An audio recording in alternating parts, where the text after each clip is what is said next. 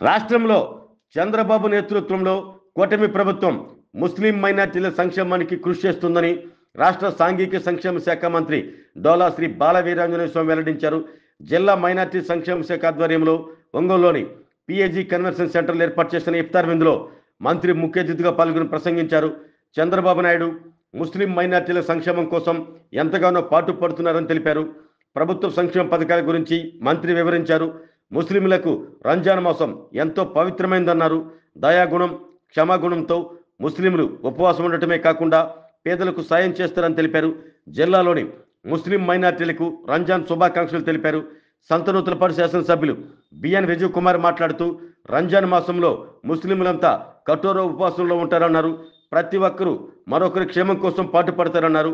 జిల్లాలోని ముస్లింలందరికీ రంజాన్ శుభాకాంక్షలు తెలిపారు.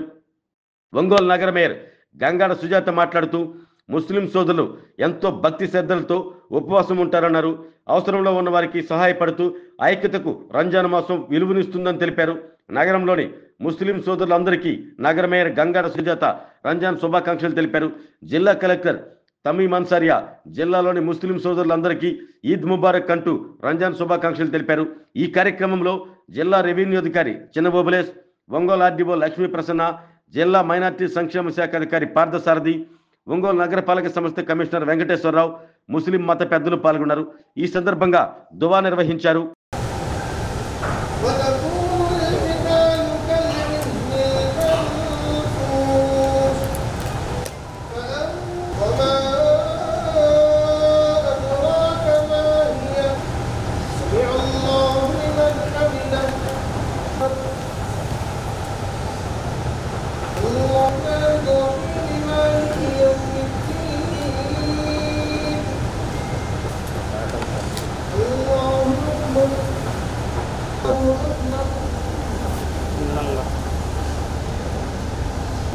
మన ఇక్కడ ఏర్పాటు చేసుకోవడం జరిగింది. దీనికి ముఖ్య అతిథులు చేసిన మన అలాగే రంజాన్ రాగానే రంజాన్ని అలాగే రంజాన్ అంటే ఏమి అలా ప్రతీకలు అలాగే హ్యూమన్ బాడీ అలాగే పాల్గొనాల్సింది. కానీ వారు అత్యవసరంగా విదేశం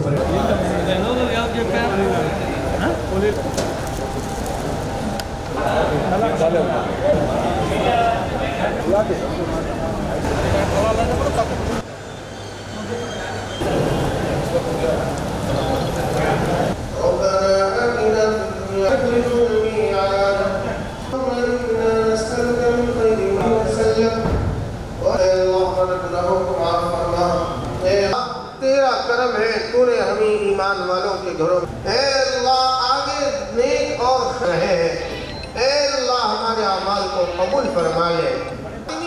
अल्लाह अमाल के अंदर भी शौक पैदा फरमा कि अल्लाह इन तमाम अल्लाह इस महीने का मकसद तो ये है अल्लाह आज हम तौबा करते हैं मानों से इबादत फरमा आसमानी बलाओं साहब अल्लाह इनको सल्लल्लाहु अलैहि वसल्लम के ఏమన్నా తప్పు ఏమన్నా అబద్ధం చెప్పాలన్నా లేకపోతే ద్రోహం చేయాలన్నా ఎవరన్నా కొట్టాలన్నా కూడా మన వెనకాల వెనకడుగు వేస్తూ ఉంటాం. ఎందుకంటే రంజాన్ ఉపవాసం ఉన్నాం, అల్లా మమ్మల్ని చూస్తూ ఉన్నాడు. ఆ యొక్క ఉద్దేశంతో మనం రంజాన్ మొత్తం మాసం మొత్తం మనం అలాగే గడుపుతాం. ఈ రంజాన్ ఒక ప్రాక్టీస్గా అల్లా మాకు ఇచ్చాడు.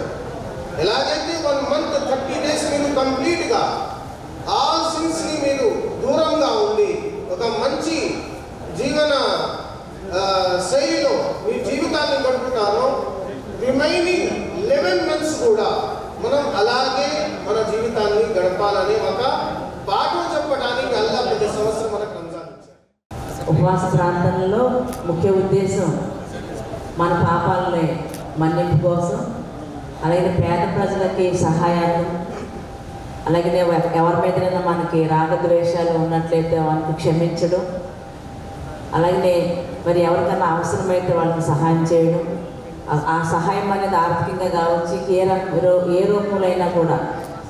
అని నేను ఇందాక ఒక బుక్ చదివాను. అసలు ముస్లిం దేశాల్లో అయితే అసలు భిక్షగాలను కూడా ఎక్కడ ఉంచరంట. వాళ్ళందరినీ కూడా ఒక చోటకి చేర్చి వాళ్ళకి నిరంతరము కూడా భోజన సదుపాయాలు కూడా ఏర్పాటు చేస్తూ ఉంటారు. అంటే ఇంత ఎవరు కూడా ఆకలితో ఉండకూడదు. అలాగే ఉదయాన్నే మరి 4 గంటలకే నిద్ర లేచి మరి ఆ ఉపవాసానికి సంబంధించి మరి అంత భోజనాలు వండుకొని మళ్ళీ తిని మళ్ళీ సాయంత్రం వరకు కూడా అందరూ ఉపవాసం ఉండి చివరికి మంచినీళ్ళు కూడా తాగినంత కఠినమైన ఉపవాసం అనేది ఒక ముస్లిం సోదరుల్లో మాత్రమే ఉంది.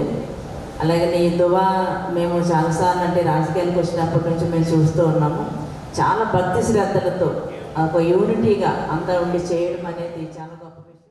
దేవుడిని తలుచుకోవటం భక్తితో, దాని తర్వాత ఉపవాసం ఉండటం.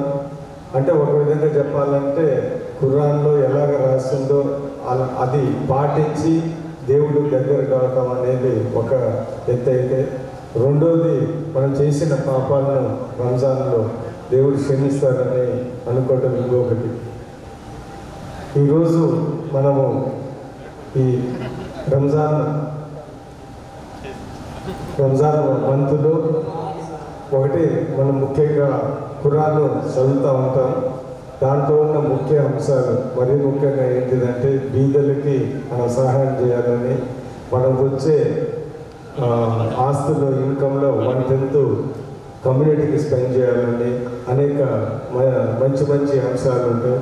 ఈరోజు ఈ ఇఫ్తార్ ఎందుకు పిలిచిన అందరికీ డిస్ట్రిక్ట్ అడ్మినిస్ట్రేషన్ అందరికీ నా హృదయపూర్వక నమస్కారాలు తెలుపుతూ మీ అందరికీ రంజాన్ ముబారక్ తెలియజేస్తూ సెలవు తీసుకుంటాం. సో ఈరోజు జరుపుకునే గవర్నమెంట్ నుంచి ఏర్పాటు చేస్తున్న ఇఫ్తార్ ప్రోగ్రామ్కి వచ్చేసిన అందరికీ గౌరవ మినిస్టర్ గారికి, మేయర్ గారికి, ఎమ్మెల్యే గారికి, ఇక్కడ ఉన్న మిగతా అందరికీ కూడా నమస్కారాలు. జిల్లా ప్రజలందరికీ కూడా ఈ సందర్భంగా రంజాన్ ముబారక్ తెలియజేస్తున్నాను.